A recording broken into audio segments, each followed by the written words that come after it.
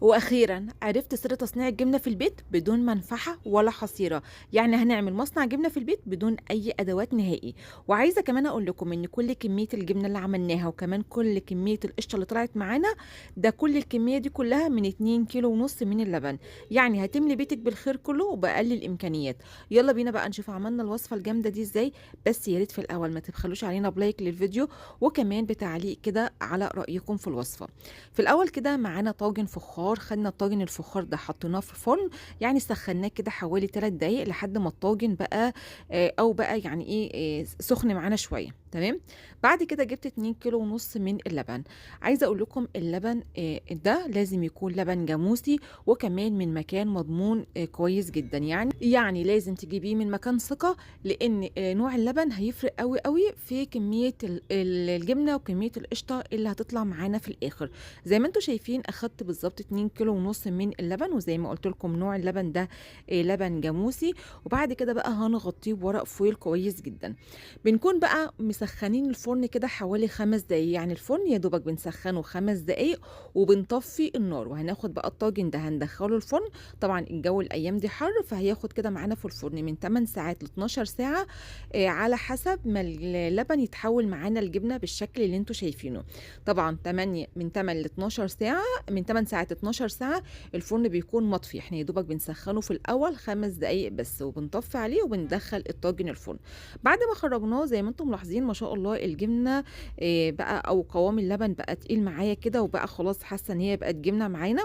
هنغطي عليه بالفويل تاني وهندخله التلاجة كده حوالي 4 ساعات، علشان يكون متماسك معانا كويس جدا. يعني بصوا، لو انتوا بقى خرجتوا الطاجن ده من الفرن وحسيتوا ان الجبنه لسه سايبه معانا، ممكن ندخله الفرن كمان حوالي 3 ل 4 ساعات لحد ما الجبنه يكون قوامها متماسك بالشكل ده. ما شاء الله يا جماعه كميه اللبن طلعت معايا قشطه كتيره. ما شاء الله، طبعا لان نوع اللبن نوع كويس، فما شاء الله كميه القشطه اللي انتوا شايفينها معانا كميه جميله. عايزه اقول لك كمان القشطه البلدي بقت سعرها غالي جدا جدا جدا جدا. وما شاء الله الجبنه بقى اللي انت بتعمليها في القشطه اللي بتطلع من الجبنه، عايزه اقول لك بقى بيبقى طعمها حلو جدا ومميز قوي. بقيت بقى كميه الجبنه طبعا هنبدا بقى نعمل فيها زي خط كده بالطول. وبعد كده بقى هناخد الجبنه دي ونصفيها كويس جدا.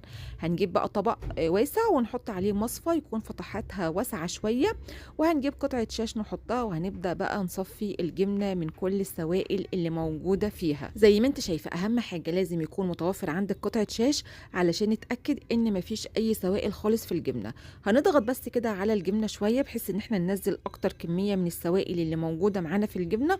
وبعد كده بقى هنغطي عليها بقطعه الشاش كويس جدا. واهم بقى من ده كله ان احنا لازم نحط عليها تقل علشان نضمن ان السوائل كلها تنزل معانا. طبعا جبت كده عندي حتى تقريبا كيلو سكر وكيلو رز وحطيته بالشكل ده، علشان بس ننزل كل السوائل اللي موجوده في الجبنه. بعد يا جماعة كده حوالي 10 دقايق هنرجع ليها تاني أو بعد نص ساعة. طبعا ما شاء الله كمية الشرش اللي خرجت معانا كمية كتيرة جدا. عايزة أقولك بقى الشرش ده مفيد قوي قوي إن انت بتستخدميه إنك تعملي بيه أحلى معجنات. بتطلع معاكي طعمها مميز وجميل جدا. طبعا تقدري تاخديه وتحطيه في الفريزر، وقت الاستخدام بتطلعي الشرش ده تسيبيه يفك معاكي وتعملي بيه أحلى معجنات. أما بقى كمية القشطة حطيتها بقى في علبة علشان أدخلها التلاجة. مش قادرة أقول لكم على طعمها بيبقى عامل ازاي، وكمان ما شاء الله كمية كتيرة وفيرة. وتعالوا بينا كده بقى نوزنها واوريكم كمية القشطة اللي خرجت معانا من 2 كيلو ونص لبن قد ايه. ما شاء الله كمية القشطة اللي خرجت معانا حوالي 600 جرام من القشطة البلدي. وزي ما قلت لكم سعرها بره بقى غالي قوي، في حين ان احنا ممكن نعملها في البيت منتهى النظافة ومنتهى التوفير، وكمان طعمها حلو قوي. تعالوا بقى نرجع كده للجبنة بتاعتنا بعد ما سيبناها كده تتصفى حوالي نص ساعة. في المرحلة دي بقى هنجيب كده أو هنوزع على الجبنة حوالي معلقة صغيرة من الملح. هنا بحب أضيف الملح في المرحلة دي بحيث إن احنا نضمن إن الجبنة لو فيها أي سوائل تنزل منها، وكمان علشان الجبنة تنشف معانا وما ترجعش تاني إن هي تتحول للبن. هغطي برضو عليها كده بالشاش مرة تانية، وهرجع تاني لازم نحط عليها التقل علشان نضمن إن هي تنزل كل السوائل اللي موجودة فيها. حوالي بقى كمان ساعة كده على ما الجبنة تصفي كل السوائل اللي موجودة فيها، ويلا بينا علشان نفتح عليها. عايزة اقولك بقى احلى جبنة ممكن تعمليها، لا ضفنا بقى منفعة ولا ضفنا خل ولا اي حاجة. هي يا دوبك بس بندخل اللبن فرن سخن ونكون مطفيين عليه، ونحطه من 8 ساعات ل 12 ساعة، وممكن كمان يتأخر معاكي حوالي 14 ساعة. تعالوا كده بقى نفتح على الجبنة. ما شاء الله قطعة جبنة حلوة كتيرة.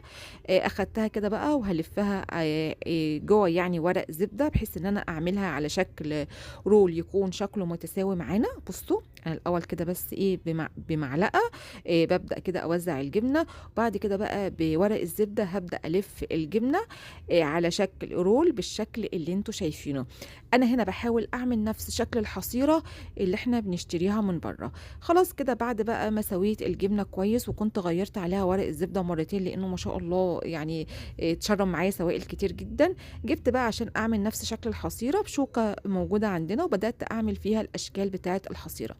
تقدري بقى هنا تقطعي الجبنة باي شكل انت عايزاه. انا هنا قطعتها لحوالي 8 قطع من الجبنة، ورشيت عليها كمان كده شوية من الملح علشان اضمن الجبنة تكون متماسكة معانا وما ترجعش تاني تتحول معانا للبن. هنسيبها برضو كده حوالي نص ساعة، وفي الوقت ده بقى تقدري تستخدمي الجبنة، ويبقى عندك احلى جبنة قريش، واحلى كمان من الجبنة اللي احنا بنشتريها من بره. هتاخديها طبعا وتدخليها التلاجة بتاعتك، تقدري تاكلي منها اي وقت. بس لو انت بقى عندك كمية جبنة قريش كتيرة، هقولك دلوقتي ازاي تحتفظي بيها اطول فترة ممكنة في التلاجة. وزي ما انتوا شايفين ما شاء الله يا جماعة الجبنة مش مفيش فيها فتحات من جوه ولا مشققة معانا ولا اي حاجة، وده بيدل على نجاح الجبنة بنسبة 100%. طبعا ما شاء الله القشطة بقى هناخدها وندخلها التلاجة وندخل الجبنة، لان الجبنة ما شاء الله برضو كميتها قليلة فمش هتقعد معايا كتير.